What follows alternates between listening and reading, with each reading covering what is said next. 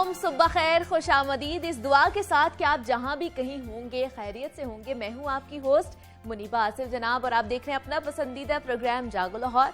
आज हमारा इस हफ्ते का आखिरी प्रोग्राम है और आपको पता है कि वीकेंड पर हमारा प्रोग्राम और भी मज़े का होता है, क्योंकि हमारी कोशिश होती है कि मज़े के टॉपिक्स के साथ आपका वीकेंड और भी ज़्यादा खुशगवार बनाया जाए। आज का प्रोग्राम बच्चों, बड़ों, ख़वातीन सबके लिए बहुत ही इंपॉर्टेंट है, क्योंकि आज हम सबके लिए इंतहाई मुफीद और इंफॉर्मेटिव टॉपिक्स लेकर आए हैं। और दौर हाजिर में हमने देखा है कि जहाँ ज़िंदगी पे तहाशा मसरूफ़ हो गई है, वहाँ अपने लिए वक्त निकालने की जहमत ही गवारा नहीं करते हम लोग। रोज़मर्रा के हवाले से अगर देखा जाए तो काम और मुलाजमत के बाद इंसान इस कदर थक जाता है कि वो अपने लिए वक्त नहीं निकाल पाता और ना ही तफरीह के मौके से लुत्फ उठा सकता है। ज़हनी तनाव और परेशानी से निजात के लिए ज़रूरी है कि हफ्ते में कम अज़ कम एक दिन ऐसा ज़रूर गुजरे जिसमें आप सिर्फ और सिर्फ इंजॉय कर सकें। हफ्ते के 7 रोज़ में से इतवार का दिन ऐसा होता है कि जिस रोज़ आप अपने आप को रिलैक्स कर सकें और ख़ुद को ये महसूस करवा सकें कि जनाब आप पुरसकून हैं, अच्छी छुट्टी गुजरी आपकी और ये दिन बड़ा ही खुशगवार गुजरेगा। और वीकेंड भरपूर अंदाज से आप लोगों ने ज़रूर गुजारना है। कि मैं कहती हूँ कि वीकेंड अच्छा गुजरता है तो आगे आने वाला जो वीक होता है ना, वो भी आपका अच्छा ही गुजरता है। आगे बढ़ते हैं अपने प्रोग्राम की तरफ और बात करते हैं कुछ समाजी रवैयों के हवाले से। तो समाजी रवैये हमारी सोच का आकाश होते हैं। जैसे जैसे ज़माना तरक्की करता जा रहा है, वैसे वैसे ही हमारे समाजी रवैये भी तब्दील होते जा रहे हैं। सोशल मीडिया के बेजा इस्तेमाल ने तो रही सही कसर भी निकाल दी है। एक ज़माना था जब लोग अपने पसंदीदा अदाकारों की तस्वीर सिर्फ पोस्ट कार्ड की शक्ल में ही देखते थे और उनके पोस्ट कार्ड जमा करना लोगों का पसंदीदा मशगला होता था। मगर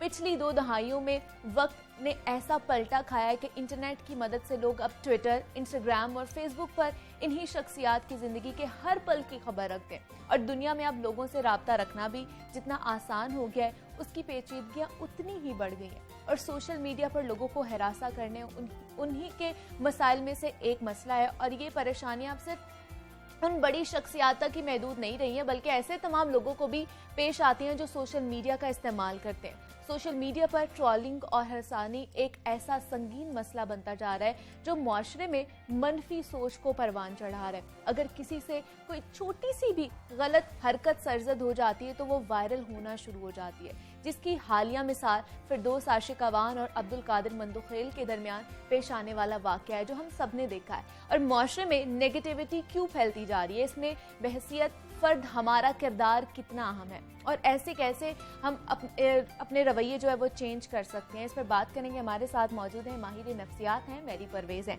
मैं आपको खुशामदीद कहती हूँ जागो लाहौर में। कैसी हैं आप? Thank you very much. मैं बिल्कुल ठीक हूँ, आप ठीक हो? मैं भी बिल्कुल ठीक ठाक। मेरी हम देख रहे हैं कि सोशल मीडिया पर कोई सेलिब्रिटी हो या कोई भी बंदा हो जिसको हम देख रहे होते हैं कि ये इंस्पायर कर रहे होते हैं, वो कोई वीडियो डाले, वो कोई तस्वीर शेयर करे तो बहुत से सारे फिल्म इतने ज़्यादा इकट्ठे हो के ना उसमें से गलतियाँ निकालना शुरू हो जाते हैं। तो मतलब हम कहाँ पर रह रहे हैं? हमारी इतनी नेगेटिविटी हो गई है, पॉजिटिविटी कहीं मुझे लगता है छुप कर रह गई।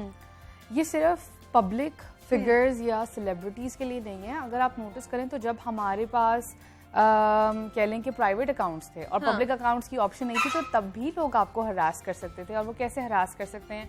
अगर कॉमनली देखा जाए तो लोग आपके मैसेजेस के अंदर, आपकी कमेंट्स के अंदर, उसके अलावा अगर हम साइबर क्राइम को ज़्यादा और एक्सप्लेन करें तो हैकिंग, उसके अलावा किसी की शनाख्त लेकर किसी का फेक अकाउंट बनाना, ये ऐसी चीज़ें जो कि शायद हम पिछले 10, 12, 15 सालों से देख रहे हैं, जब से सोशल मीडिया एग्जिस्ट करा और जब से लोगों को ये लूप होल्स पता चले हैं कि हम ये चीज़ें कर सकते हैं।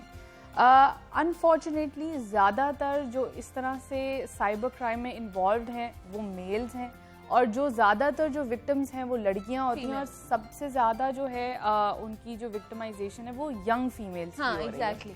क्योंकि हम देखते हैं कि यंग फीमेल्स जो है एक वल्नरेबल क्राउड है, वो आसानी से विक्टिम बनाया जा सकता है। उसको उतनी अवेयरनेस नहीं है, उसके अलावा उनको इतना पता नहीं है कि हम अगर ये कोई चीज़ हो जाती है तो हमारे नेक्स्ट स्टेप क्या होना चाहिए। अच्छा, अब दिस इज़ वेरी इंटरेस्टिंग कि 66% ऑफ द पॉपुलेशन जो है, सबसे पहली बात तो ये है कि वो साइबर क्राइम के बारे में जानती नहीं। Exactly. Overall internationally in the world survey भी अगर जब किया गया तो उसके अंदर उन्होंने देखा है कि बहुत ही कम तादाद के लोग हैं जिनको पता है कि साइबर बुलिंग क्या होती है, जैसे अभी आपने कुछ चीज़ें मेंशन की कि जैसे अगर फॉर एग्जांपल किसी ने कोई गलत हरकत कर दी है और फौरन से उसको हम लोगों ने गाली गलौज करना शुरू कर दिया, मीम्स बनना शुरू हो गए, इतना ट्रोल करते हैं, वो बेचारा खुद भी शर्मिंदा हो जाता है कि मैंने सही बोला। और हम एज पाकिस्तानी ऑनेस्टली हम लोग बहुत प्राइड भी लेते हैं कि हम लोग वो पहला मुल्क है जो मीम्स बनाने में सबसे आगे होता है। ठीक है, हमें बहुत जुगतें आती हैं, हमें बहुत जोक्स क्रैक करने आते हैं, लेकिन हमें ये भी देखना है कि उस स्क्रीन के पीछे जो दूसरा इंडिविजुअल बैठा हुआ है उसकी भी मेंटल हेल्थ है, उसकी भी सेल्फ एस्टीम है, सेल्फ रिस्पेक्ट है।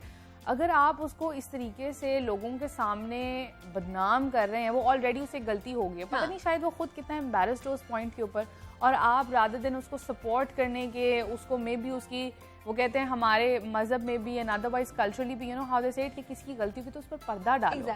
तो उसके बजाय हम लोग और बढ़ा चढ़ा के एग्जैजरेट करके उसको क्या आपको लगता है इन लोगों को मजा आता है ट्रोल करके? अच्छा, ट्रोल की जो क्या पर्सनालिटी है, this is a very good question.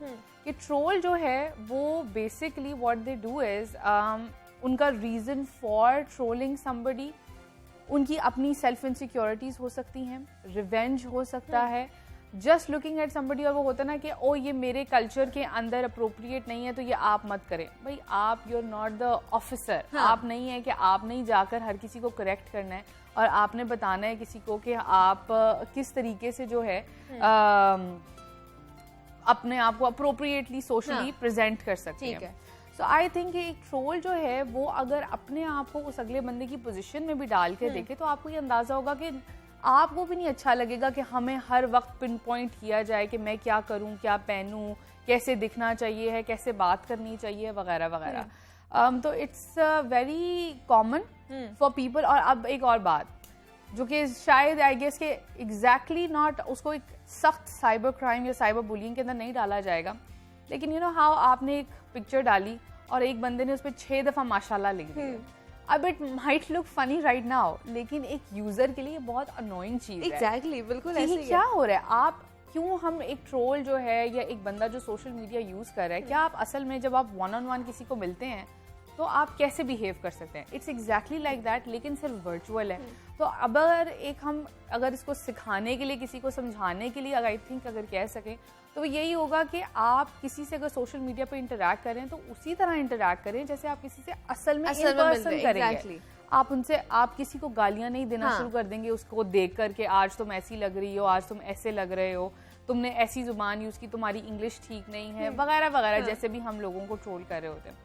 तो आई थिंक कि भाई एक सिंपल सी तरीका है कि अगर एक ट्रोल या एक बंदा जो सोशल मीडिया यूज़ कर रहा है, जो भी यूज़र है, अगर वो इस चीज़ को अंडरस्टैंड करे कि दिस इज़ जस्ट एक ह्यूमन टू ह्यूमन इंटरेक्शन है, ऐसा आप कंप्यूटर का इंटरेक्शन नहीं हो रहा या फोन टू फोन इंटरेक्शन नहीं है, एक पीछे इंसान ही बैठा हुआ है जो आपका मैसेज या आपका कमेंट पढ़ रहा है और वो उससे अफेक्ट हो सकता है। उधर ही उसकी फैमिली हो सकती है, उसके जानने वाले लोग हो सकते हैं। इसी पे आने लगी थी मेरी कि अब सिर्फ बातें हमारे यहाँ पर सिर्फ वीडियोस तक या तस्वीर तक नहीं रहेगी, हम पूरे उनके खानदान तक पहुँचते हैं, फिर उनके माजी तक पहुँचते हैं कि वो किसके साथ थे, क्या कर रहे थे।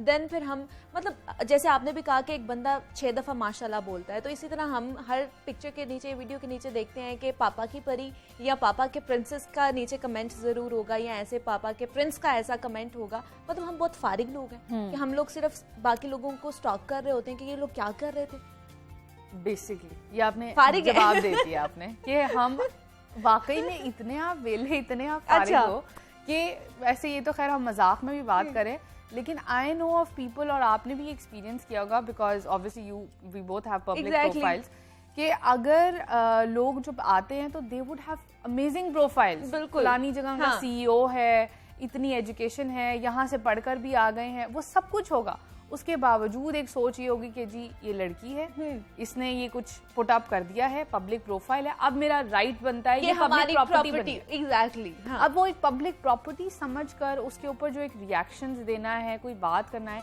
आई एम प्रीटी श्योर कि अगर उनको पता हो कि उनकी फैमिली में से कोई जो है वो देख सकता है उस चीज को, तो वो शायद वो चीज ना करे। There has been a couple of shows या ऐसी कुछ डॉक्यूमेंट्रीज बनी हुई है जिसके अंदर अगर आप ट्रोल्स को बुलाते हैं और उनसे पूछते हैं कि ये this face behind the screen जो आप बैठ के ये सारी बातें कर रहे थे, तो क्यों, मोस्ट कॉमन जो कवर अप उनका होता है वो ये होता है कि हम इनको करेक्ट करना चाह रहे थे।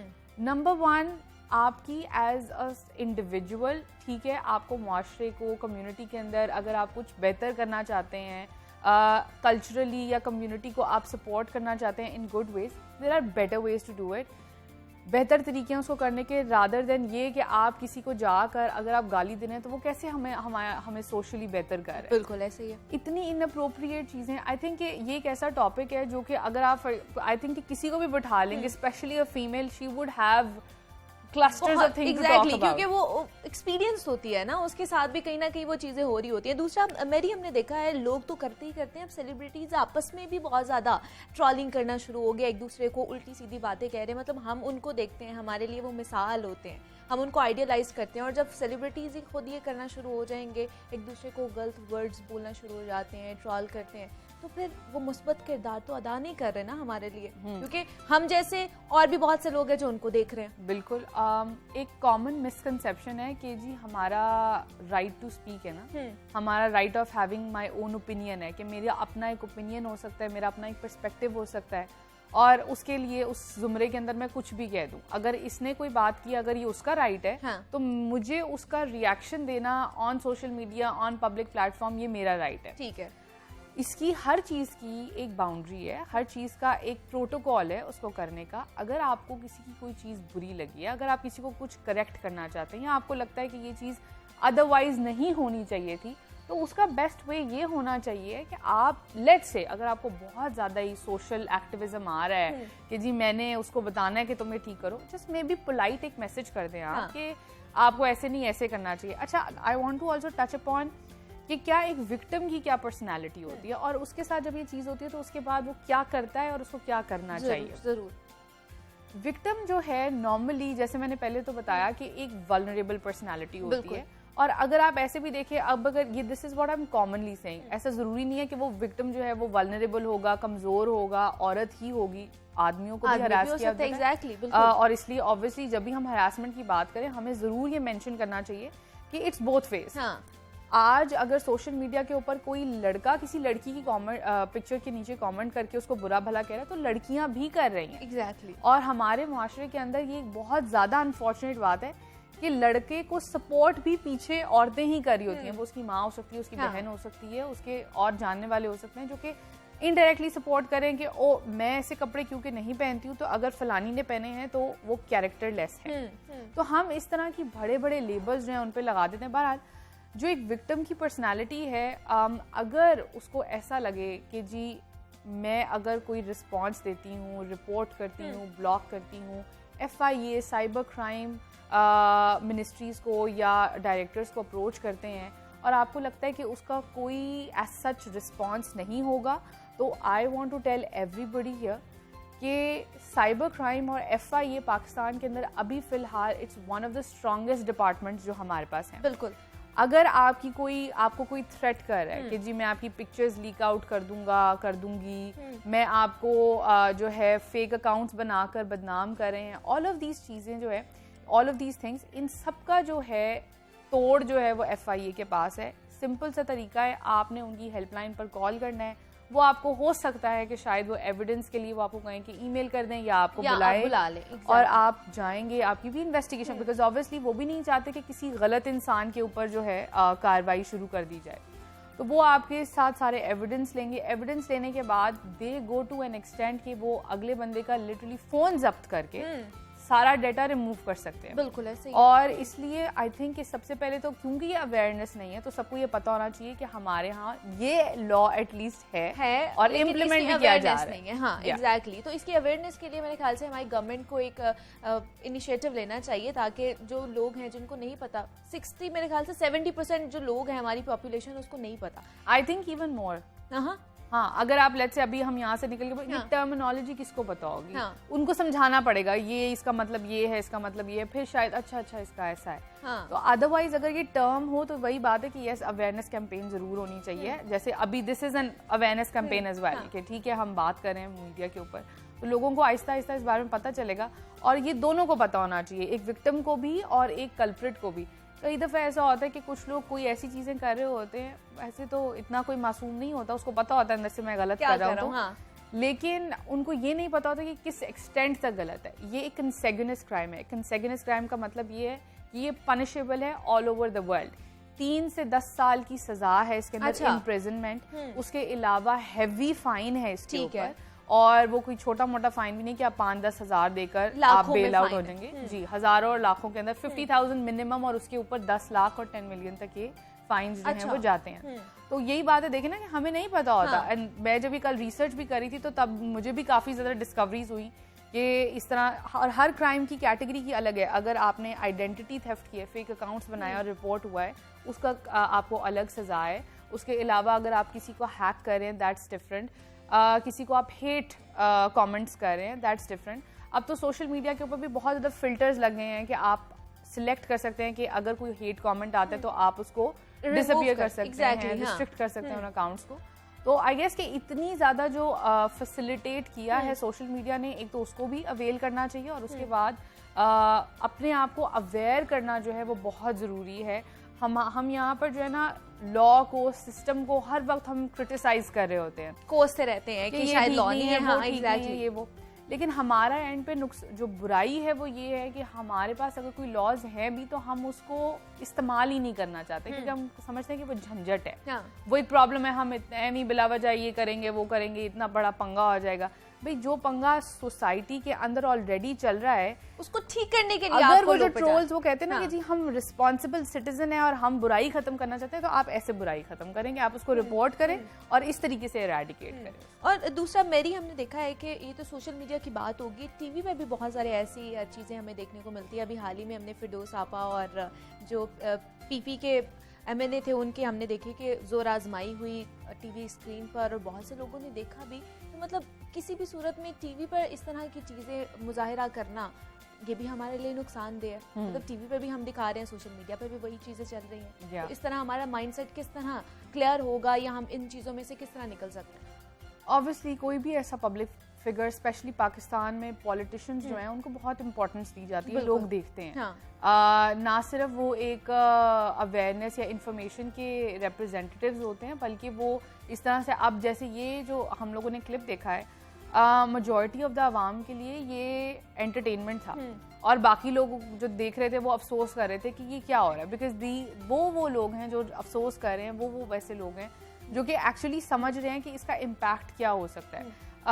वायलेंस किसी भी लिहाज से, चाहे वो वर्बल है चाहे वो फिजिकल है, वो कभी भी इस तरीके से शोकेस करके उसको एंटरटेनमेंट की शक्ल देकर, या उसको क्या कहना चाहिए ना कि उसको हम फैंटेसी सा बना कर कि ये एक बहुत कोई कमाल की चीज हो गई है, तो वो ऑब्वियसली फिर मेरी उनके जो देखने वाले हैं, उनके जो फैंस हैं जो उनको फॉलो करते हैं, वो भी फिर इसी चीज को ही फॉलो करेंगे, और फिर वो कहेंगे कि अच्छा हमारे लीडर्स जब वो तशद्दुद पसंद हैं या इस तरह की जोर आजमाई कर रहे हैं तो हम भी कर सकते हैं। मेरा ये ख्याल है कि मुझे नहीं पता कि मैं ये कह सकती हूँ या नहीं, लेकिन मुझे ये लगता है कि अगर आपकी लीडरशिप को स्ट्रिक्ट पनिशमेंट मिले और अगर आपकी लीडरशिप के अगेंस्ट एक्शन लिया जाए, तो ये एक एग्जाम्पल होगी फॉर एवरीबडी कि भाई अगर इसको नहीं छोड़ा तो फिर मुझे तो भी नहीं छोड़ सकते। एग्जैक्टली, बिल्कुल ऐसे ही है। मेरी परवेज हमारे साथ मौजूद थी, साइकोलॉजिस्ट है। मेरी बहुत शुक्रिया आपका कि आप यहाँ पर आई हैं और इस टॉपिक के बारे में हमें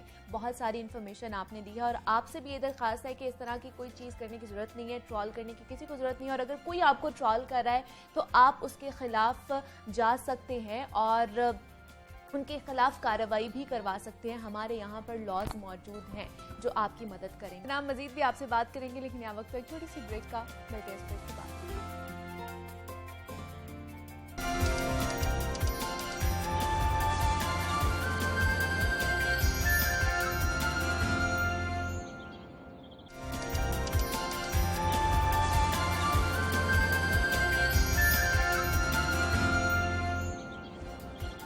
वेलकम बैक टू जागो लाहौर। जनाब, अब कुछ बात करते हैं बदलते मौसम के, बदलते तकाज़ों के हवाले से। तो जैसे जैसे मौसम बदलता है वैसे वैसे हमारी रूटीन भी चेंज होती है। हमारे खाने पीने के, पहनने ओढ़ने और यहाँ तक कि सोने जागने की रूटीन सब हमारे मौसम पर डिपेंड करती है और मौसम के हिसाब से ही हमारे फैशन ट्रेंड्स भी बदलते हैं।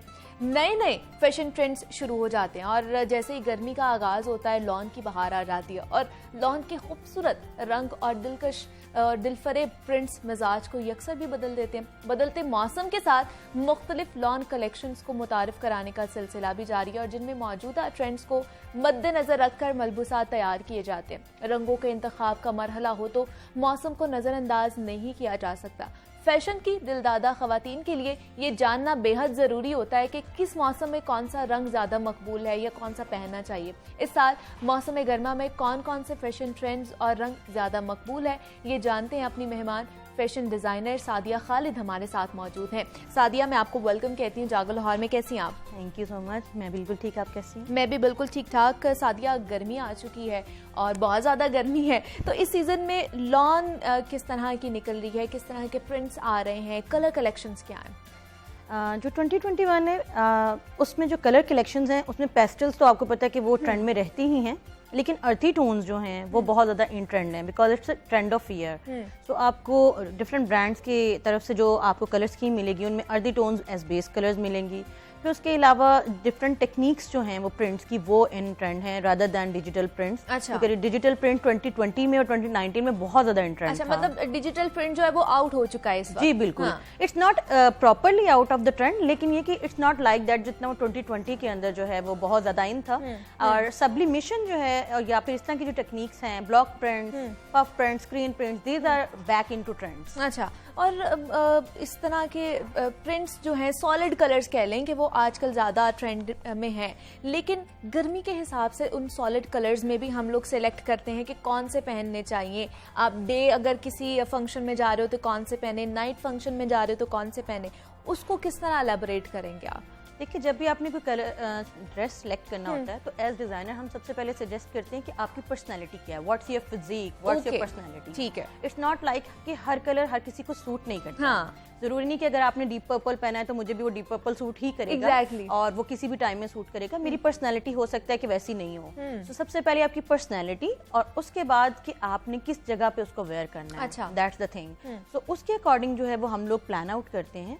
जब भी आप किसी को बता रहे होते हैं कि आपने क्या वेयर करना है, तो आजकल जो डिजाइनर वेयर का ट्रेंड आपको पता है बहुत ज्यादा आ गया है। एग्जैक्टली। तो फिर वहाँ पे इन कलर्स को जब हम लोग प्लान करते हैं तो ये देखते हैं कि जो लीन हैं, स्लिम हैं, वो लोग भी अच्छे लगे और उनके साथ साथ ऑब्वियसली हेल्दी और चबी लोग जो हैं उनका भी राइट बनता है, तो उनको भी माइंड में रखा जाता है। तो फिर सादिया, जो हेल्दी हैं चबी लोग हैं उनको किस तरह के कलर्स पहनने चाहिए ताकि वो थोड़े से स्लिम एंड स्मार्ट भी लगें अगर कहीं जा रहे हैं? क्योंकि उनका बड़ा मसला होता है कि हम ये कलर पहन लेते हैं तो हम और ज्यादा हेल्दी या चबी लगना शुरू हो जाते हैं। तो उन्हें किस कलर्स में जाना चाहिए? डार्क कलर्स में जाना चाहिए, लाइटर टोन में जाना चाहिए? जो हेल्दी और चबी पीपल हैं, if they go with the dark tones तो वो स्लिम और लीन लगते हैं। खास तौर पे जब वो ब्लैक कलर वेयर करते हैं तो ब्लैक इज द कलर जो आपकी सारी जो प्रॉब्लम्स हैं आपके बॉडी की, फिजिक की, वो छुपा देता है। अच्छा। सो डीप और डार्क कलर्स जो होते हैं वो चबी लोगों को वेयर करने चाहिए बिकॉज एक तो उससे आपकी बॉडी शेप लगती है, सेकेंडली आप लीन एंड टॉल भी लगते हैं। अच्छा। So they shouldn't go with the pastel ones and the lighter tones because वो उसमें ज्यादा फैले हुए दिखाई देते हैं। और आपने देखा कि आजकल इन ट्रेंड जो कलर्स आते हैं, जब पेस्टल आते हैं तो चबी लोग भी वही वेयर करते हैं। एग्जैक्टली। लेकिन वो उतना उनको सूट नहीं कर रहा होता, इवन कि वो ज्यादा फैले हुए, ज्यादा चबी, ज्यादा हेल्दी दिखाई देने लग जाते हैं। उसकी बजाय अगर वो डार्क कलर टोन जो हैं उनको वेयर करें और स्लिम विद लॉन्ग कट्स जो हैं, जो फ्रंट कट्स हैं या साइड कट्स हैं, लॉन्ग शर्ट्स वेयर करें तो वो स्लिम भी लगेंगे, टॉल भी लगेंगे और उनकी बॉडी के ऊपर जो फैट्स दिखाई देते हैं, सेपरेट पार्ट्स दिखाई देते हैं, वो भी नहीं दिखाई देंगे। और इसका मतलब जो सॉलिड कलर्स हैं या पेस्टल कलर्स हैं वो सिर्फ स्लिम एंड स्मार्ट लोगों के लिए? Not really. आप अगर पहन रहे हैं तो डिपेंड करता है आपने कट क्या पहना हुआ है। अच्छा। कट्स भी डिपेंड करते हैं। कट्स भी डिपेंड करते हैं। जी बिल्कुल। जैसे जो हेल्दी लोग हैं उनको काफ्तान और सर्ट टाइप ऑफ पेप्लम्स ये उनको सूट नहीं करते। अच्छा, ये नहीं पहन सकते? नहीं पहनना चाहिए उनको। ऑलरेडी उनकी बॉडी जो है वो बहुत ज्यादा वॉल्यूम में है, तो जब वो वॉल्यूम ड्रेस पहनते हैं तो वो अपने एक्चुअल वॉल्यूम से डबल लगने लगते हैं। सो उनको चाहिए कि वो ऐसी सिचुएशन में ऐसे कट्स पहने, जैसे स्ट्रेट कुर्ता हो सकता है, जैसे कि कोई भी टी शर्ट या फिर शर्ट जो लॉन्ग कट में हो, फ्रंट कट में हो, स्लिट में हो, इस तरह की जैसे आपने भी कट पहना हुआ है, ये कट जो चबी लोग हैं अगर वो भी पहनेंगे उनको बहुत सूट करेगा। अच्छा। अगर इसकी बजाय वो पेप्लम पहन लेंगे तो वो अपने वॉल्यूम से डबल दिखाई देने लग जाएंगे। Exactly. सो कट्स बहुत मैटर करते हैं, कलर के बाद कट की बारी आती है। तो आजकल क्या चल रहा है, मतलब शलवार चल रही है, ट्राउजर चल रहा है, सिगरेट पैंट्स चल रहे हैं, क्या चल रहा है आजकल ट्रेंड में? मुनीबा 2021 जो है ना उसमें हम बहुत प्रिविलेज्ड हैं कि इसमें सब कुछ चल रहा है, सब कुछ चल रहा है। हाँ। आप कुछ भी पहन लें, you are not out of trend. अच्छा। आप पहन सकते हैं ठीक उसको, है। आप इक्वली ट्रेंडी लगते हैं, बट डिपेंड ये करता है कि आप चूज क्या कर रहे हैं पहनने के लिए। आप सिगरेट पैंट्स पहन रहे हैं तो आपकी बॉडी या आपकी फिजिक उसको रिस्पॉन्स कर रही है, आप उसमें अच्छे लग रहे हैं। अगर आप कोई वॉल्यूम ड्रेस पहन रहे हैं तो आपकी बॉडी उसके अकॉर्डिंग है, पर्सनैलिटी है। सो डिपेंड्स कि आपने जो भी कट्स पहने हैं, you are not out of trend, लेकिन आपको चूज ये करना है कि आपने पहनना क्या। लेकिन सादिया, खवातीन तो बहुत सी ऐसी हैं जो ये तनकीद कर रही हैं, ये शिकायत कर रही हैं कि कुछ भी मार्केट में नया आया ही नहीं है, वही सारा कुछ पुराना चल रहा है। ऐसा है कि देखें, जो फैशन का टेन्योर है ना वो 10 इयर्स का होता है। अच्छा। तो आफ्टर 10 इयर्स वो फैशन रिवाइव होता है। आप लोग अपने नानी दादी के जमाने को देखें, गराराज एंड शराराज, exactly, तब और चलते उसके थे, बाद हाँ। फिर देन बैगीज, वो आपने वापस इन ट्रेंड देखे। हाँ। तो राइट आफ्टर 10 to 12 इयर्स आपको वही फैशन जो पहले कभी था वो रिवाइव होता है, एक थोड़ी सी चेंजिंग और मॉडिफिकेशन के साथ। तो कुछ बेसिक कट्स हैं, ऑब्वियसली आप उनसे निकल नहीं सकते। Exactly. हाँ, उनको आप मॉडिफाई कर सकते हैं, जैसे जो शरारा है उस कट को प्लाजोज में हम लोग लेके आए, दैट वाज अ कट। और फिर उसके बाद वो ट्यूलिप प्लाजो आया और उसकी बहुत सारी वेरिएशंस आई, उसमें फिर वेरिएशंस आती हैं। इट्स नॉट लाइक कि बहुत कुछ नया। आप नया क्या पहन सकते हैं, कुछ बेसिक कट्स हैं जिनमें आप वैरायटी वेरिएशन दे सकते हैं। सो अगर किसी को लग रहा है कि वो बोर्ड ऑफ हो चुका है तो वो वाला कट यूज कर ले जो कि अभी 9-10 ईयर्स से जो है वो किसी ने यूज नहीं किया है या फिर इन ट्रेंड नहीं है, उसको थोड़ी सी मॉडिफिकेशन के साथ जो है वो पहन सकते हैं। तो बस सादिया, आजकल फैब्रिक कौन सा चल रहा है, मतलब किस हिसाब से फैब्रिक, लॉन के हिसाब से क्या चल रहा है? लॉन तो आ ही रही है, बाकी और कौन कौन से फैब्रिक्स आ रहे हैं? कुछ साल पहले, आज से कुछ साल पहले ना हम लोग जब गर्मियां सोचते थे, हम सोचते थे सिर्फ lawn, cotton and lawn. Now अभी हमारी फैशन इंडस्ट्री माशाल्लाह से इतनी ज्यादा इम्प्रूव और ग्रूव कर चुकी है कि डिफरेंट जो फैब्रिक हैं वो इन ट्रेंड हो चुके हैं। अच्छा। Polyester made, man made fibre हैं, पोलिएस्टर मेड हैं, और दूसरी मतलब टेक्निक्स है जिनको यूज करके ऐसे फैब्रिक क्रिएट किए जा रहे हैं जो कि देखने में आपको कॉटन या फिर लॉन ही लग रहे हैं। अच्छा। उनकी फील उतनी ही कंफर्टेबल है, but actually they are not lawn, they are not cotton, अच्छा। And they are equally breathy and airy. So इस तरह के जो फैब्रिक्स हैं वो इन ट्रेंड हैं, आप लोग उसको यूज कर सकते हैं rather than only going with the lawn. Lawn, हाँ, ये लॉन या कॉटन में, मतलब फैब्रिक्स में हम लोगों ने तरक्की कर ली है, ये नया आ गया है। जी बिल्कुल। हाँ। अब आपके पास बहुत सारी वैरायटी है। आप अगर पॉलिएस्टर के साथ जाना चाहते हैं तो आपको लॉन में ही इतनी ज्यादा वैरायटी मिल जाती है। Like it can be with the polyester, it can be with cotton, it can be with any other man made fibre. Net lawn भी आ गई जी, है। बिल्कुल। हाँ, उस पे भी बहुत ज्यादा काम हो रहा है आजकल। तो वही चीज है ना कि जो एक्चुअल में नेचुरल फाइबर्स थे, Exactly. उनका कॉम्बिनेशन किया गया मैन मेड फाइबर्स के साथ, वो इतना ब्यूटीफुली किया गया कि आप लोगों को वो एरी ब्रीदी भी लगते हैं और ट्रेंडी भी लगते हैं और आपको कुछ नया भी मिल जाता है। बिल्कुल ऐसे ही है। हाँ, लेकिन हमने देखा है सादिया कि जब से कोविड आया है तब हम बहुत ज्यादा ऑनलाइन सेल पर चले गए हैं, आउटलेट्स बंद हो गई लोगों की, और कोविड की वजह से लोग आ भी नहीं रहे थे। तो इसका जो एक्सपीरियंस है वो कैसा रहा है आपका? ऑनलाइन पे कितने लोग वहां पर शिफ्ट हुए हैं आपको लगता है? 98% जो पीपल हैं वो ऑनलाइन आ चुके हैं हमारी। जो अच्छा, हाँ जी, ठीक है। ऑनलाइन आना और online purchasing is something else. Now everyone is online, everyone knows what's going on, what's new, what's old, कौन सा ब्रांड क्या इंट्रोड्यूस करवा रहा है। एवरीवन, हर किसी के पास एंड्रॉइड है, हर किसी के पास इंटरनेट है, सो एवरीवन नोज कि किस ब्रांड ने क्या जो है वो इंट्रोड्यूस करवाया है। कुछ लोगों की जिनकी अभी उतनी परचेजिंग कैपेसिटी नहीं है, वो लोग अभी ऑनलाइन से परचेजिंग नहीं कर रहे। अच्छा। अदरवाइज मोस्टली 70 to 80% लोग जो हैं वो अब ऑनलाइन परचेजिंग कर रहे हैं, क्योंकि इसका एक बेनिफिट तो ये कि आप जो फिजिकल आपको जाना पड़ता है, आप इतनी गर्मी में निकलने को दिल नहीं चाह रहा, अभी मुझे कोई ड्रेस चाहिए तो मैं फिजिकली किसी आउटलेट पे जाऊंगी, गर्मी में पसीने से बुरा हाल होगा, रादर देन बेटर है कि मैं एक क्लिक से अपने एक थंब स्क्रॉल से किसी भी ब्रांड के आउटलेट पे जाऊं, वहां से कुछ सिलेक्ट करूं और फिर वहां से ऑर्डर कर दूं। विद इन 1 to 2 days वो मुझे मिल जाएगा और आई कैन वेयर दैट। सो लोगों को चूंकि कन्वीनियंट लग रहा है, और आपको पता है कि अब तो मेल जिसको बहुत ज्यादा लाइक करें, क्योंकि वो बेचारे तंग थे, हाँ, और तंग आ गए थे कि हम लोग शॉपिंग करने जाएंगे। 2.5 घंटे की शॉपिंग होती थी, वो बड़े खुश हैं इस चीज से। सो चूंकि इक्वली वुमेन एंड मेल दोनों उसके साथ बहुत कंफर्टेबल हैं, इसलिए मोस्टली हमारी जितनी भी क्लाइंटेज है या जितने भी कस्टमर्स हैं वो ऑनलाइन के ऊपर मूव कर रहे हैं। तो बस सादिया, आपका अपना पर्सनल एक्सपीरियंस कैसा रहा? कितने साल हो गए हैं इस फील्ड में आए हुए, और ऑनलाइन कब से कर रही हैं? स्टार्टिंग से कर रही हैं या कोविड की वजह से ऑनलाइन गई थी? नॉट रियली, मैं इससे पहले डिफरेंट डिजाइन ब्रांड्स को सर्विसेज प्रोवाइड करती थी। Okay. After that I thought कि I should go with my own label, because हमारे यहाँ ना फैशन को बहुत फैंटेसी बना दिया गया है। फैंटेसी इन द सेंस कि इतने ज्यादा ओवर एक्सपेंसिव ड्रेस होते हैं, बिल्कुल। उनकी कॉस्ट इतनी ज्यादा हाई हो जाती है कि वो सिर्फ सेलिब्रिटीज या आपकी एक कैटेगरी जो क्लास है वही बेयर कर सकती हैं। ऑब्वियसली हर क्लास जो होती है उसका दिल चाहता है कि वो कुछ नए फैशन को, नए ट्रेंड को जो है अवेल करें। सो फिर ऐसी सिचुएशन में आई थॉट कि fashion should be practical, it should not be a fantasy कि अब मैं देख रही हूँ वो फलाना सिर्फ देख के मैं खुश हो जाऊंगी, कितना अच्छा कट है, कितना प्यारा, रादर देन अगर मुझे अच्छा लग रहा है तो मुझे परचेज भी करना चाहिए। सो आई थॉट कि हमारी सारी क्लासेस जो हैं, जैसे middle class, lower middle class, उनको भी टारगेट किया जाए। वो भी, उनका भी उतना इक्वली राइट है कि वो लोग परचेज करें और वो चीजें जो वो चाह रहे हैं कि हम पहने तो वो पहने। So for that I thought कि I should go with online, because outlets के ऊपर जाना लोगों के लिए, आपको पता है, एक तो कोविड की वजह से पॉसिबल नहीं है, सेकेंडली लोगों का अब टेम्परामेंट जो है वो चेंज हो चुका है। They don't go with the physical shopping, because जब आप जाते हैं, आप अपनी पिछली जितनी लाइफ है उसको एक बार तो स्टक करके जाते हैं, तो आप लोग कुछ उसके साथ एक्टिविटीज नहीं कर पाते हैं। ऑनलाइन शॉपिंग का एक बेनिफिट ये कि आपकी अपने पर्सनल लाइफ और पर्सनल जो वो सारा कुछ चल रहा होता है, एग्जैक्टली, हाँ, और उसके साथ आप वो चीज पहनना चाह रहे हैं वो भी मिल रही है आपको। सो इसलिए चूंकि ज्यादातर लोग मैंने देखा कि ऑनलाइन आ रहे हैं, दैट वाज द रीजन कि मैंने फिर उसको ऑनलाइन जो है वो, अब मेरा जो ब्रांड है वो ऑनलाइन है। लेकिन बहुत से डिजाइनर्स हैं सादिया, वो ये शिकवा करते हैं कि कोविड की वजह से या ऑनलाइन जाने की वजह से हमें बहुत नुकसान भी हुआ है, ऐसा है? जी बिल्कुल है, हर इंडस्ट्री ने जो है वो बेयर किया है कोविड की वजह से। हमारी जो टेक्सटाइल इंडस्ट्री है, फैशन इंडस्ट्री है, ऑब्वियसली इसने भी बेयर किया है, और बहुत बड़े पैमाने पे, क्योंकि एक बहुत बड़ी इंडस्ट्री है पाकिस्तान की, तो इसने बहुत बड़े पैमाने पे इसको बेयर किया है। लेकिन ये है कि हर डाउन को एक राइज है। सो अल्हम्दुलिल्लाह 2020 में वो जो कोविड की बहुत बैड सिचुएशंस थी, उसके बाद से 2021 जो है वो हमारी टेक्सटाइल इंडस्ट्री का इंशाल्लाह और फैशन इंडस्ट्री का एक जो है ना वो दोबारा से अरूज का टाइम आएगा। क्योंकि इंटरनेशनली माशाल्लाह से हमारी फैशन इंडस्ट्री और टेक्सटाइल इंडस्ट्री इतनी प्रिवेल कर रही है। Every country is approaching Pakistan for their textiles, for their fashion. So it means कि 2021 जो है वो इतना बुरा नहीं होगा इंशाल्लाह, और हम होप करते हैं कि वो नेक्स्ट आने वाला जो ईयर है वो भी अच्छा होगा इंशाल्लाह। और लेकिन सादिया, हमने देखा है जो फिजिकल आउटलेट्स होती हैं वहाँ पर लोग जाते हैं, कस्टमर्स जाते हैं, तो वो अपनी डिमांड करते हैं और उनको कन्विंस करना इतना मुश्किल नहीं होता।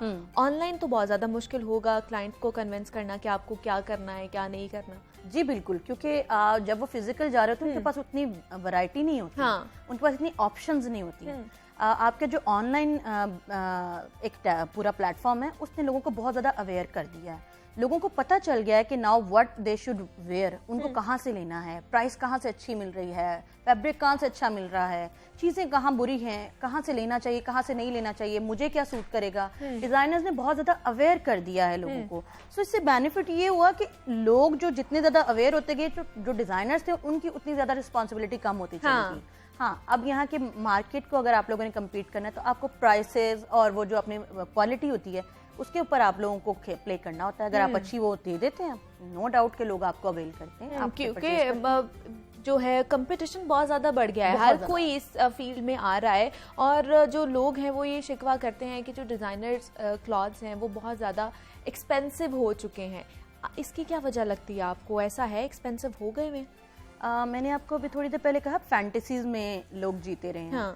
हमारे चूंकि फैशन की जो टर्म है it's basically not an eastern term, ये हमने वेस्ट से बोरो की हुई है। आपको पता है कि ये हमने लिया ही वहां से है। अब वहां पे कुछ प्रोटोकॉल्स हैं फैशन के। इट्स नॉट लाइक कि मैं ऐसे बैठी बैठी फैशन डिजाइनर बन गई हूँ और मैंने कुछ भी बनाया वो ऐसे कोई भी पहन लेता है। वहाँ पे कुछ प्रोटोकॉल्स हैं जिनको लोग फॉलो करना पड़ता है। एग्जैक्टली। अब उन्हीं प्रोटोकॉल्स के ऊपर जब चूंकि हम उन्हीं लाइंस के ऊपर चल रहे थे तो हुआ ये कि वो उन्हीं प्रोटोकॉल्स पर चलते चलते वो एक्सपेंसेस इन हाउस इतने ज्यादा हो जाते हैं डिजाइनर के कि उसको फिर उसको सेल आउट करने के लिए फिर हाई कॉस्ट होना पड़ता है। और समटाइम्स होना पड़ता है, समटाइम्स उनको अपना एक वो लेवल मेंटेन करने के लिए भी वो उसको कैरी करते हैं। बिकॉज अगर देयर इज थिंकिंग कि अगर आप लोग कुछ ऐसा चीपर कॉस्ट पे सेल कर रहे हैं, it mean there is something fishy. आप कुछ अच्छा प्रोडक्ट नहीं सेल कर रहे होंगे या कुछ, तो इस टाइप की जो थिंकिंग है उसको भी केटर करना पड़ता है साथ साथ। और दूसरा सादिया, हमने देखा है कि ये जो अभी चल रहा है, ये निकाह का सीज़न चल रहा है, एंगेजमेंट्स का सीज़न चल रहा है, तो इसमें किस तरह के कलर्स और काम किस तरह का चल रहा है? दबका चल रहा है या दूसरा कोई और काम, गोटा चल रहा है, किस तरह का काम चल रहा है? अभी दबका, गोटा और जो हमारे ट्रेडिशनल जितना भी हैंडवर्क था ना, वो 2020 में बहुत ज़्यादा इन ट्रेंड था। अच्छा। 2021 फ्यूजन का ईयर है, यानी इसमें आपकी जो मल्टी हेड्स एम्ब्रॉयडरीज हैं, मशीन एम्ब्रॉयडरी जिनको बोला जाता है इजी वर्ड्स में, उनके साथ उनको बेस के ऊपर करने के बाद उनको हाईलाइट किया जाता है with some 3D work, with some fabric cards, 3D techniques. वो ये बेसिकली ना वेस्टर्न जो है टेक्निक है जो अब हम लोग यहाँ पे फॉलो कर रहे हैं। सो ये एक तो कॉस्ट इफेक्टिव हो जाती है क्योंकि उतना इंट्रिकेट वर्क नहीं है जितना कि हमारा ट्रेडिशनल है, और उसके साथ अब जो डिजाइनर कर रहे हैं वो फ्यूजन कर रहे हैं, यानी समथिंग इन टिपिकल ट्रेडिशनल और उसके साथ थोड़ा सा फ्यूजन कर देते हैं 3D वर्क का। तो वो जब एक कॉम्बिनेशन निकल के आता है तो दैट्स सो वाओ कि वो आपको, अगर आपने बहुत ज्यादा हैवी एम्ब्रॉयडर्ड ड्रेस नहीं पहना, हैवीली कंस्ट्रक्टेड ड्रेस नहीं पहना, तो फिर इक्वली आप फिर भी उतने अच्छे लग रहे होते हैं। और दूसरा साथी, हमने देखा था लास्ट ईयर के बहुत ज़्यादा ये ट्रेंड चल रहा था कि आपके जो मदर्स के कपड़े थे, बहुत सारे लोग, लड़कियां उनको वेयर कर रही थी अपने निकाह पर, एंगेजमेंट्स पे या शादी पे। अभी भी ऐसा है? बिल्कुल चलेगा। 2021 में ये जो एथनिक वेयर है और उसके अलावा जो आपके ट्रेडिशनल वेयर हैं, और ये जितनी कट्स आपकी विंटेज कट लाइन, इनको हम लोग बोलते हैं, जो विंटेज कट लाइन यानी आपकी नानी दादी के ज़माने में चलती हूँ, और वो उनकी हमारी ट्रेडिशन या कस्टम हो, ये सिर्फ यहाँ नहीं, ये ऑल ओवर द वर्ल्ड। अच्छा। पूरी दुनिया में जो इस बार ट्रेंड्स आ रहे हैं उनमें एक ट्रेंड है विंटेज कट लाइन, यानी आपकी जितनी विंटेज कट लाइन है। अब हमारे ईस्ट में क्या है, गरारास, शरारास एंड वो टिपिकल लहंगा विद वो बड़ा सा घेर, अम्ब्रेला कट, तो ये सब जो है वो दोबारा इन ट्रेंड है। तो इफ एनी गर्ल वांट्स कि वो अपनी मदर या नानी अम्मा का कोई ऐसा ड्रेस वेयर करें, उसको थोड़ा सा मॉडिफाई करके, तो she should go with that. मतलब आप उनको ही थोड़ा सा मॉडिफाई करके और न्यू ट्रेंड का बना सकते हैं। और आपके पास you can go with the same also. अच्छा। इट्स नॉट लाइक वो जो टिपिकल उनके ऊपर हैंड वर्क्स हुए हैं, that are also very antiques, और वो इंटीक्स की वजह से आजकल इन ट्रेंड है। सेकेंडली विंटेज की वजह से वो कट लाइंस अभी अवेलेबल नहीं है। एक और चीज़ जो मज़े की बात मैं बताऊं कि जो ब्राइडल है वेयर, हमारा जो विंटेज या फिर ट्रेडिशनल था, उसकी सबसे बड़ी ब्यूटी ये थी जो हमारी नानी दादी ने पहनी थी, कि वो फैब्रिक इतना क्वालिटी वाला होता था, और उनका काम अभी तक वो इतना खूबसूरत, खराब नहीं होता, खराब नहीं हुआ। इवन कि आप अभी जो वर्किंग करवाते हैं, आपकी फैब्रिक क्वालिटी, नो डाउट कि आपके फैब्रिक वेरिएशन आ चुकी है, लेकिन क्वालिटी वो नहीं रही, क्योंकि काम की क्वालिटी वो नहीं रही। तो वो जब आप पहनते हैं वो फैब्रिक इतना लग्जरी लग रहा होता है कि अगर आप आज के दौर का कोई फैब्रिक पहन रहे होते हैं, उसकी निस्बत वो ज्यादा अच्छा लग रहा था, तो अपीलिंग चूंकि लग रहा था, so you should go for that. हाँ, और वो आपका खूबसूरत भी लगता है। और आजकल सीजन भी यही है कि आप अपनी नानियाँ, दादियों का या मदर्स का निकाल के, और मैंने देखा लास्ट ईयर हमने देखा है कि शलवारों पे काम बहुत ज्यादा चल रहा था, कमीजों पे था लेकिन सिर्फ बाजुओं पे, गले पे और शलवारें भरी हुई थी काम के साथ। आगे चलेगा इस तरह का काम?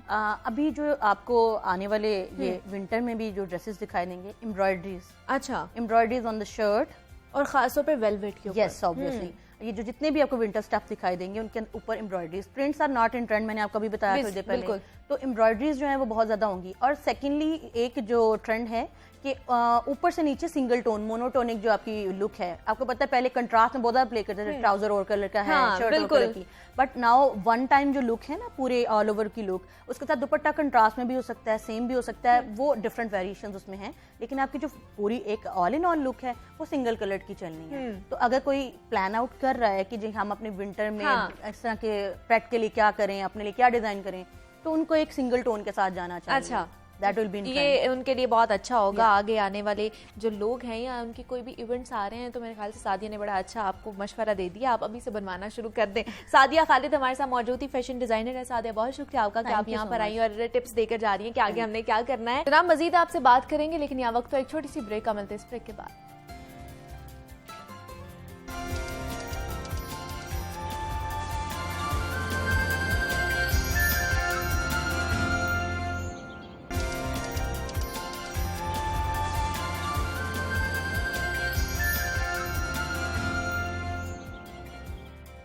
वेलकम बैक टू जागो लाहौर। जनाब, अब बात करते हैं उन छोटों के हवाले से जो अपने घर के बड़े होते हैं। ये बात किससे ढकी छुपी है कि बच्चे फूल की हैसियत रखते हैं और मुल्क कौम का मुस्तकबिल उन्हीं से इबारत होता है कि उन्हें ही कल को ज़माने कार थामना होता है, मगर ये नन्हे शगुफे अक्सर हालात के तल्ख हाथों से मसले जाते हैं और मासूमियत की शाहों से टूटकर गलियों की धूल बन जाते हैं। हर साल कितने ही बच्चे हालात की चक्की में पिस जाते हैं, मगर कोई उन्हें याद नहीं करने वाला होता।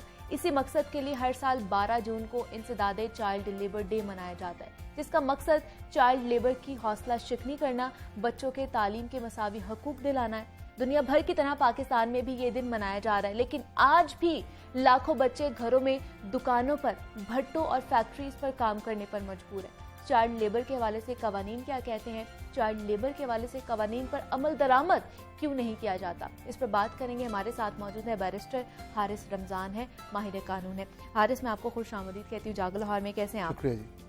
हारिस, चाइल्ड लेबर से पहले तो हमें बताइए कि इससे क्या मुराद है और कानूनी तौर पर हम किस उम्र से जो बच्चा है वो अपने घर पर एज ए चाइल्ड लेबर रख सकते हैं काम के लिए? जी, सबसे पहले तो जी हमें ये समझना है कि चाइल्ड लेबर का जो कॉन्सेप्ट है वो इटसेल्फ एक बैन है इंटरनेशनली भी, और हमारा कॉन्स्टिट्यूशन भी इसको बैन करता है। ठीक है।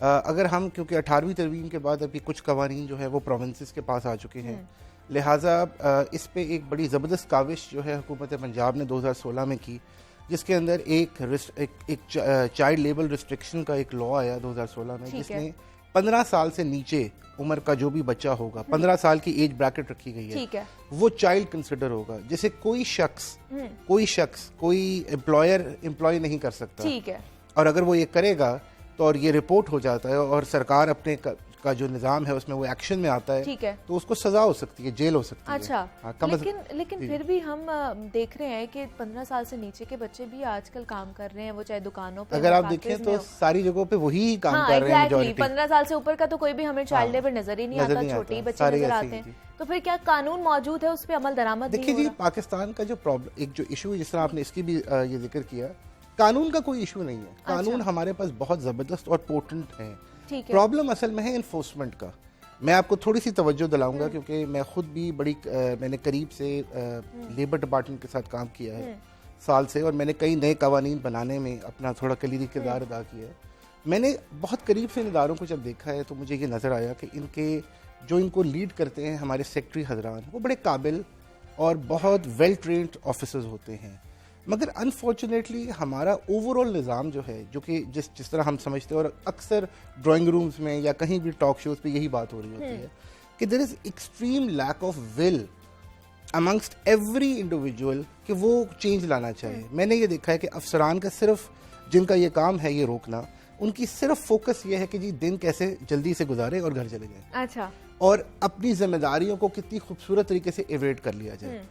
अगर ये, और एक तो ये वजह है, लेकिन मैं उससे भी ज़्यादा वजह ये कहूँगा कि देखें, जैसे ये एक निज़ाम है जिसमें आप बैठे हैं, यहाँ पे हर बंदे के लिए एक बेहतरीन एक सैलरी पैकेज और उसको मरात मिली हुई है। बिल्कुल ऐसा नहीं हो सकता कि अगर आपकी रिपोर्टिंग टीम बाहर जाती है तो उसे कहा जाए जाओ अपनी मोटरसाइकिल निकालो या अपनी साइकिल निकालो और वहाँ पहुँच जाओ। अनफॉर्चुनेटली हमारा जो इन्फोर्समेंट मैकेनिज्म है उसके अंदर इतनी पुअर उनको इंफ्रास्ट्रक्चर मिला हुआ है, और द नंबर ऑफ इंस्पेक्टर्स जिन्होंने इसको चेक करना है वो इस कदर उसका नंबर इतना कम है कि अगर वो कोशिश भी कर लें तो वो कर नहीं सकते। फिर बहुत सारे और चीज़ों का इसमें एक बड़ा कलीदी किरदार है। फॉर इंस्टेंस अगर आप देखें कि जैसे कि तजावज़ात के लिए एक ग्रैंड ऑपरेशन होता है, हम सबको पता है, और आप भी गाड़ी चलाते होंगे, हम सब जाते हैं, और हमारा क्रॉनिक प्रॉब्लम है तजावज़ात। हर जगह आपको कहीं पार्किंग नहीं कर सकते क्योंकि बाहर आ जाते हैं। इसी तरह ये भी एक मसला है। आप ये सोचें कि अगर आप शहालवी मार्केट जाएं और फुल फोर्स ऑफ पुलिस के साथ भी जाएं, येट वो नाकाम हो जाते हैं। तो आप इमेजिन करें कि इन चंद लेबर इंस्पेक्टर्स के थ्रू आप क्या कर सकते हैं। तो ये एक विल की हमें सख्त ज़रूरत है। हमें एक वॉर फुटिंग्स के साथ इनको इक्विप करना पड़ेगा। अच्छा, और उस इक्विप करने से मुराद ये है कि इनको इस तरह की मराद देनी पड़ेंगी, इनको इंसेंटिव पैकेजेस देने पड़ेंगे, इनको बहुत सारी चीजें देनी पड़ेंगी, और फिर चेक्स एंड बैलेंसेस बहुत स्ट्रांग होने चाहिए जो कि प्राइवेट सेक्टर के अंदर होते हैं। बिल्कुल ऐसे ही है। जी, अगर उस तरह आप इनके ऊपर लाएंगे तो फिर शायद कोई थोड़ी तब्दीली आनी शुरू हो। एक तो ये बात होगी। ठीक है। दूसरा इशू जो हमारा सबसे क्रॉनिक है वो है कि हम एज ए नेशन भी जो है तब्दील नहीं होना चाहते।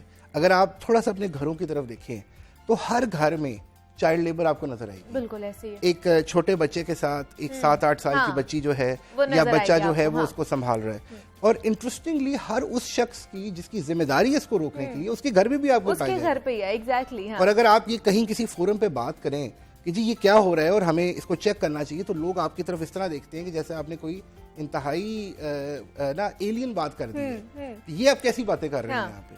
सो जो माइंडसेट है ये सारी की सारी सरकार अपनी जगह, हम एज पब्लिक अपनी जगह, हम दोनों को तब्दील करना है, क्योंकि अगर हम ये नहीं करेंगे तो ये चीज क्रॉनिकली चलती जाएगी।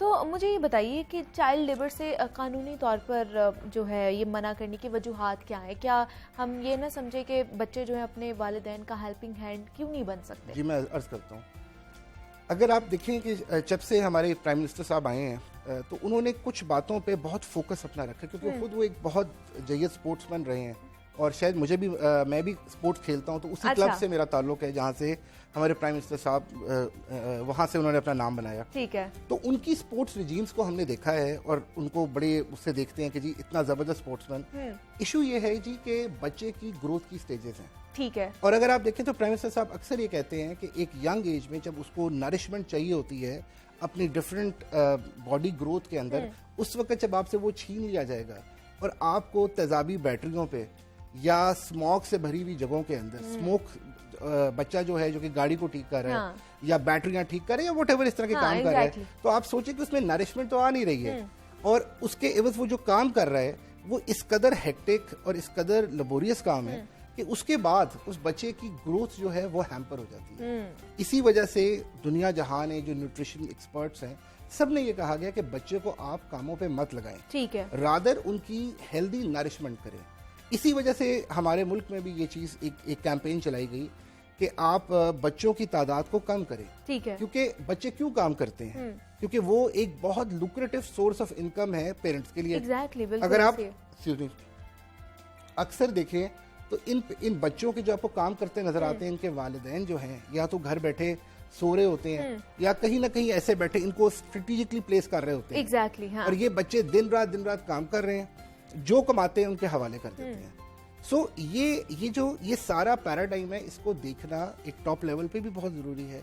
कुछ हमें भी अपने आप को देखना है कि क्या हम अपने आप को रोक सकते हैं, जो कि इंतहाई मुश्किल है मेरे नजर। तो इसमें कितनी जिम्मेदारी जो है वो हुकूमत की है, उन पे कितनी जिम्मेदारी आयद होती है और मुआशरे की कितनी जिम्मेदारी आयद होती है इस सारे सिनेरियो में? मैं अर्ज करता हूँ, ये आपने बड़ा अच्छा सवाल किया और इसका जवाब थोड़ा सा समझने वाला है।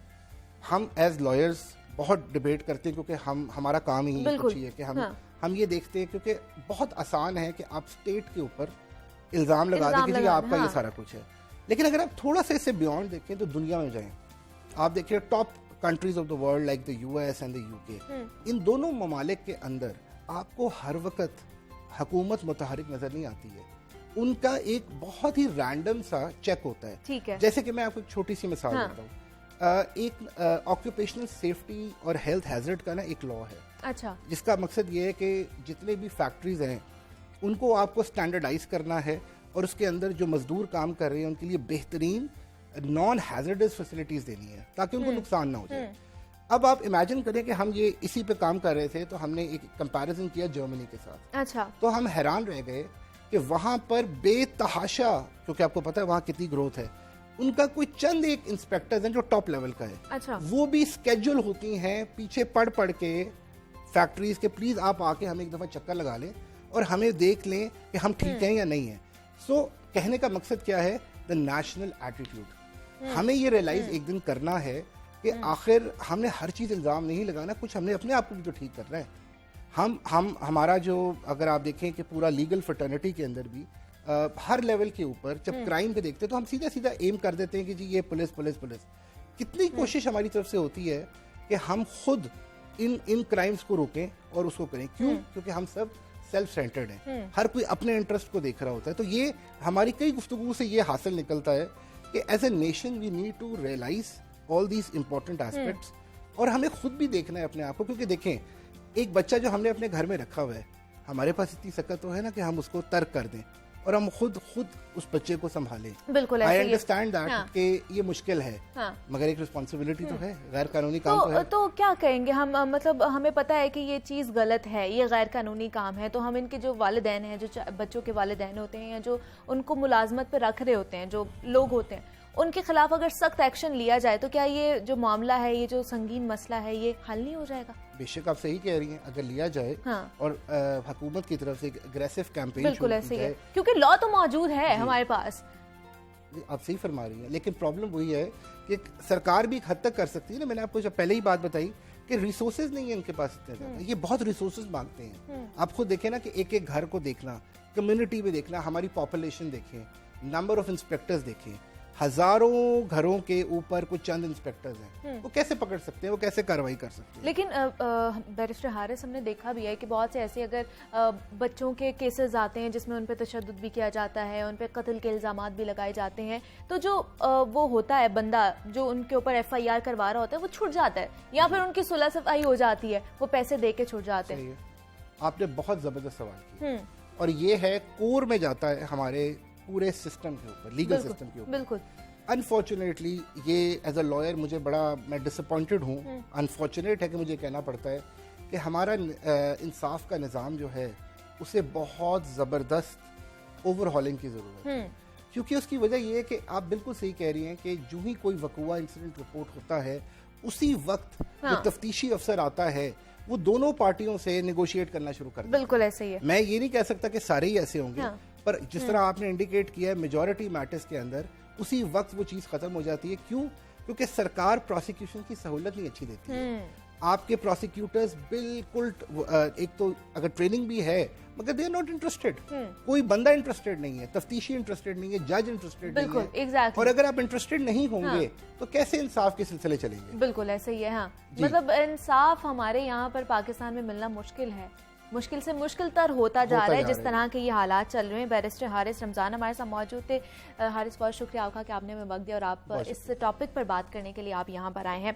और आपसे भी ये दरख्वास्त है कि आपके आसपास अगर इस तरह का कोई ऐसा बच्चा है जो चाइल्ड लेबरिंग कर रहा है तो आप उसका ख्याल रखें।